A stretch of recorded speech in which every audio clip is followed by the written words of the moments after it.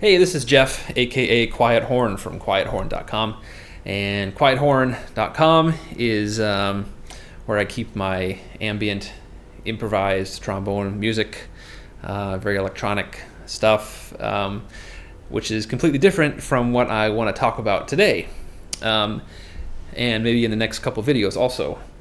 That being some jazz improvisation, let's call them aha moments that I have picked up over the years as a self-taught jazz improviser.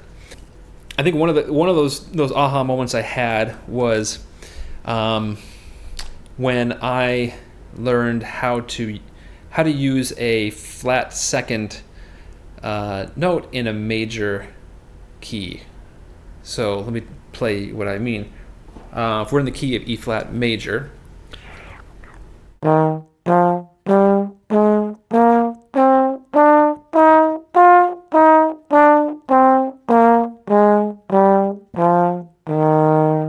okay, E flat major, up to the ninth, back down, simple. I'm going to do it again. This time I'm going to land on the flat second, which in this case is going to be an E natural, or if you want to get technical, I guess it's an F flat, because that's the flat second, but no one says that. So E natural. So I'm going to go up a scale, come back down, and land on the E natural, just so you can hear how weird that note is, and then we'll talk about how you can use it.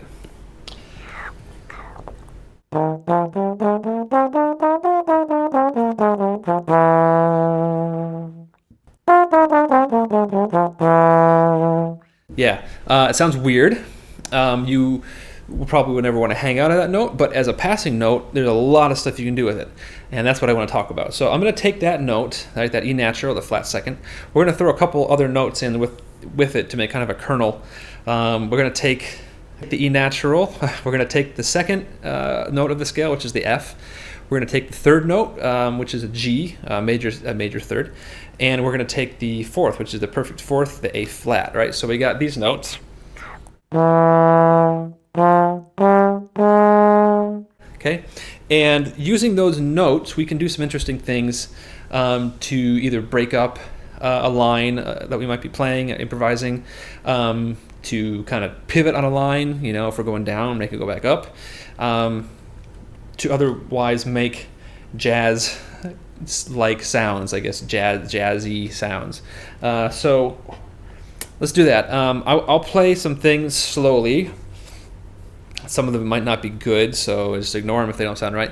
The ones that I think are good, probably I'll repeat those a couple times and see if you can pick up on where that E natural is happening. Okay, I'll play it kind of in the octave I just played it, and then probably an octave up too. I'll use it. So okay, let's see how this goes.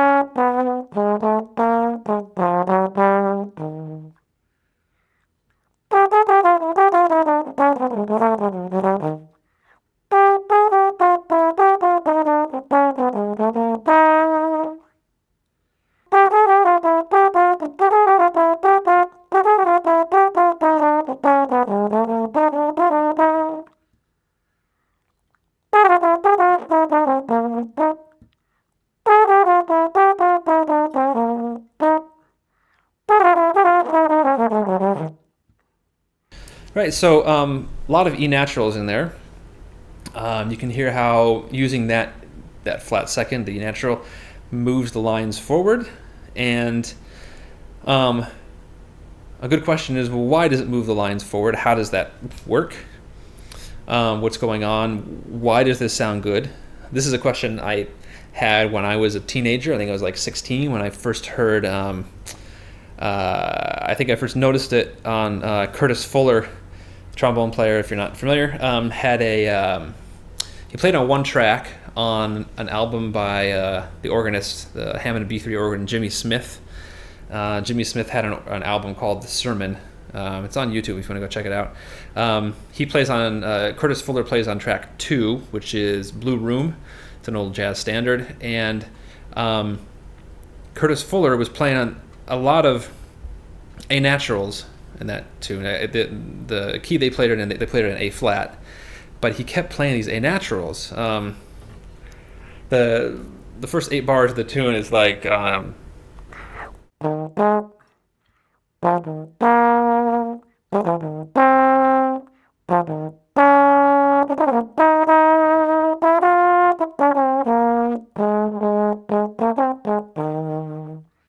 like that. So we're in A flat, right? Right? But he's playing a lot of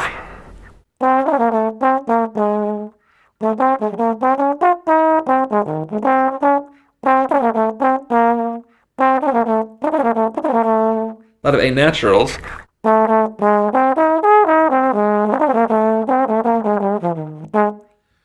And my 16-year-old self had no idea how he was getting away with that.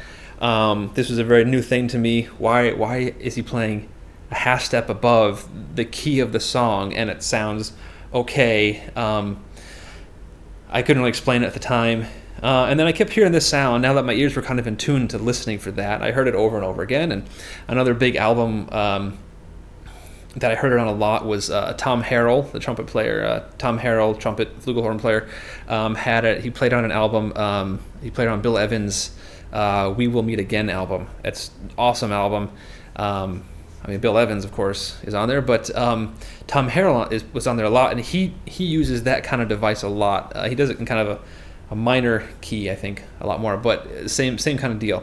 And I just couldn't figure out, like, what is this little kernel of notes, this little half step above the root of the song, and then the second, and then the third, and then the perfect fourth. Like, why do so many people kind of work those in together and make a little thing? And anyway, over time, I heard it a lot more, but I also heard it on the one that really stuck out was Sonny Rollins played it on an album called Way Out West. I had a picture of him on the cover as like dressed like a cowboy. But Way Out West, he played the I'm an Old Cowhand on that album, and that was in the key of C major. A lot of C sharps in some of the vamping kind of sections. And I'm like, why is there a C sharp in the key of C major, and how is that moving the whole thing forward? So I think that brings me to what I want to talk about next is why does this work, and why does this help to, why does doing this flat second thing, why does it help to move your lines forward? I think one of the best ways to illustrate why it works is to look at the first 2 bars of Donna Lee by Charlie Parker. I'll play the first opening 4-bar phrase, but that one is usually played in A flat major. There's an A very prominently in the second bar. Okay, so I'll kind of give that A a little more so you can hear it. So Donna Lee.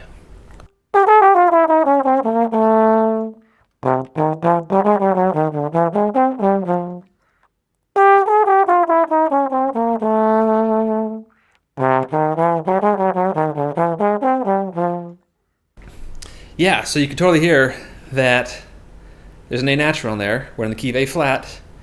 Why is there an A natural in there? So if you look at the chords, I'm going to put the stuff here if I haven't already. On the bottom, the first 4-bar phrase, we'll ignore the chords in bar 3 and 4. They don't fit with what I want to talk about. So bar 1, you have an A flat major 7. That's your first chord. Bar 2, we have an F7, F dominant 7 though, right? And so if you look at the arpeggio for an F dominant 7 chord, right, you'll notice it has an A natural in it, right? So if we play the arpeggio for the A flat major 7 and then the F7, F dominant 7, you'll hear.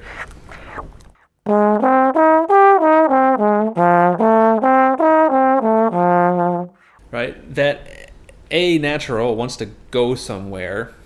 Usually there's a progression, a very common little 4-bar progression called a 1-6-2-5 progression.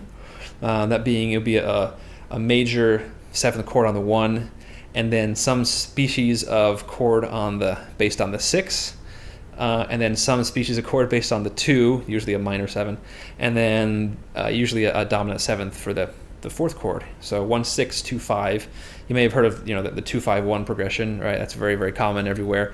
1-6-2-5 is also very common in jazz.